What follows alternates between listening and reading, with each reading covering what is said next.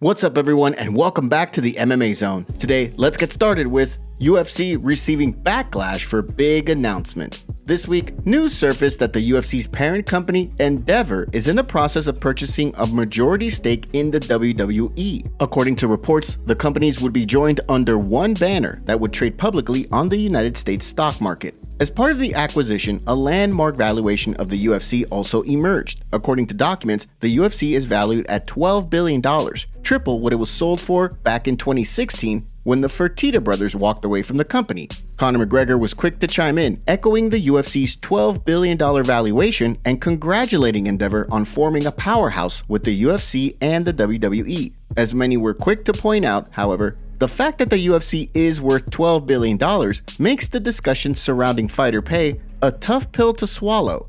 In the time since the $4 billion sale, the UFC's revenue share with fighters has not improved. In addition to fighter pay remaining largely unchanged over the years, the UFC has recently begun to sign more and more fighters to newer, cheaper, more restrictive contracts. With an influx of fighters from Dana White's Contender Series, the promotion has been able to fill out cards with fighters who are not on massive contracts just yet. So far, the fight community has been largely split on how they think a potential Endeavor acquisition plays out for the UFC and the WWE. As some have speculated, the more likely change is that both promotions will ramp up marketing for one another in their respective programs. In addition, many are wondering if UFC fighters could be making appearances inside the WWE ring more frequently. In addition to former UFC fighters like Ronda Rousey and Shayna Baszler currently competing in the WWE, we could very well see active UFC fighters make appearances with the WWE between fights. One of the biggest talking points in regards to the acquisition is whether or not fighters will be able to get health insurance.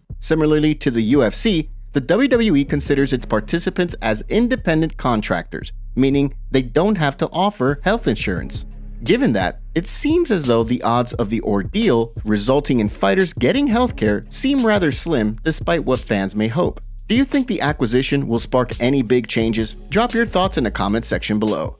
Jose Aldo's scathing response to Conor McGregor has Irish star fired up.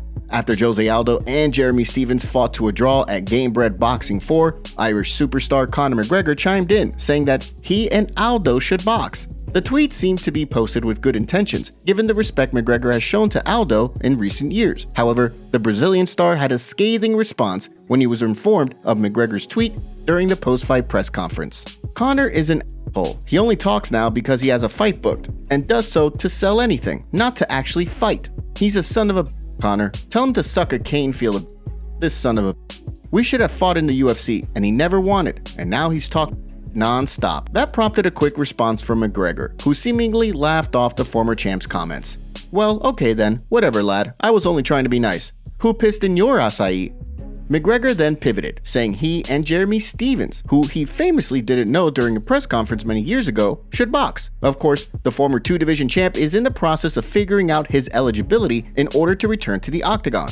Although he believes he just needs to provide 2 clean samples, USADA has maintained that they believe he should go through the mandatory 6-month period before being declared eligible. With his return to MMA on the horizon, do you believe that McGregor will ever step into a boxing ring again? Or is he all talk?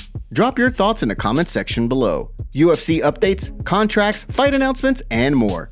Although there weren't any UFC fights on the calendar for this past weekend, there were quite a few big reports. On Saturday, a report emerged that Joaquin Buckley has agreed to step in on short notice at UFC 287 to compete against Michael Chiesa. Buckley will be stepping in for an injured Li Jingliang, who was forced out of the fight with a spinal injury. The short notice fight will see Chiesa look to make his successful return to the octagon after dropping a unanimous decision to Sean Brady back in November of 2021.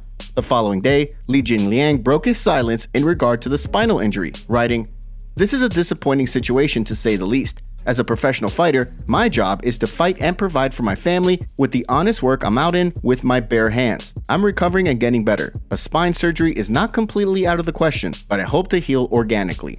On Sunday, reports also emerged that former 2-time Glory kickboxing champion Cedric Doumbé had signed with the UFC. However, shortly after that, the French kickboxing star took to Twitter with an update, explaining that his words regarding a UFC contract were taken out of context. As it stands right now, he's not officially in the UFC quite yet, despite signing the promotion's contract back before UFC Paris in September. Last but certainly not least, a fight between Stephanie Egger and Irina Alekseeva has reportedly been booked for UFC Vegas 72 on April 29th. The card, which is expected to take place at the UFC Apex, will be headlined by lightweights Arman Tsarukyan and Renato Moicano. For Egger, the fight will see her look to build on the momentum of a September submission win, while Alekseeva will be looking to make it 2 straight after extending her professional record to 4-1 with a big win under the Bellator banner back in October 2021. Before we continue, make sure you give that like button some love, and be sure to subscribe to the MMA Zone for all of the latest news. Anthony Pettis picks up win over Roy Jones Jr. at Gamebred Boxing 4. Saturday night in Milwaukee, Wisconsin, some of combat sports' biggest names stepped into the ring under the Gamebred Boxing banner. The main event saw former UFC champion Anthony Pettis pick up a big majority decision win over legendary boxer Roy Jones Jr. In the co-main event, MMA legend Vitor Belfort squared off with Ronaldo Jacare Souza. The fight saw Belfort exact revenge on the famed grappler for his 2016 TKO loss at UFC 198 by picking up a big unanimous decision win. The card also notably saw featherweight legend Jose Aldo run things back with Jeremy Stephens in a fight that was declared a majority draw. The previous day, Stephens notably missed weight on his first attempt, needing an extra hour to make the contracted weight. The main event bout between Pettis and Jones Jr. generated quite a bit of attention on social media. However, as some attendees revealed, the attendance at the event seemed to be somewhat lacking. According to one video, 3 fights into the main card, the 100-row section seemed to be only halfway full. Nevertheless, Masvidal seems to be looking ahead toward the future, expressing a willingness to book Conor McGregor and Jose Aldo to compete under the promotional banner in the future. Did you tune into the Gamebred Boxing 4 card? If so, what did you think? And will you be tuning into future events? Drop your thoughts in the comment section below. Darren Till eyeing run in boxing. Darren Till seems to have his sights set on a run in boxing before his big return to the UFC. With his eyes on a UFC title run in the next 2 to 3 years, Till believes it would be disrespectful to the UFC if he went and competed with another MMA promotion, given that he requested his release. Despite that, he's already received a tempting offer from the PFL and an offer from ONE FC. According to the former title challenger, however, he believes his next bout will be a boxing match. During a recent interview with New Online Casinos, he spoke about the possibility of a showdown against Logan Paul. Yeah, if that fight comes about, I've got my team, speaking for me, he's got his team, it's a big money fight, the guy, he's a boxer or whatever. Yeah, I do feel I would just run over him. So we'll see, maybe it'll happen at some point in the future. If I'm going to come into this boxing, I'm going to be running over these guys, running over them, whether they're boxers or... That prediction includes running over Tommy Fury in a potential boxing match as well. According to Till, it all comes down to money. With plenty of options on the table, do you think Till finds success in the boxing ring? And do you believe he'll make a successful return to the UFC in just a few years like he plans? Drop your predictions in the comments section below. And now for our breaking news story of the day. We have Dana White announcing that a fighter has pulled out of UFC 287. Michael Chiesa has pulled out of the event after Li Jinliang suffered an injury last week and had to pull out of the fight himself. For now, Chiesa is eyeing for Gunnar Nelson at UFC 289. Another fighter also pulled out of UFC 287. Chris Barnett is out in his fight against Chase Sherman. Carl Williams has stepped in to replace him. What do you think of these changes to the UFC 287 card? Thanks for watching the video. Make sure to subscribe and click the notification bell to stay up to date with MMA news every day.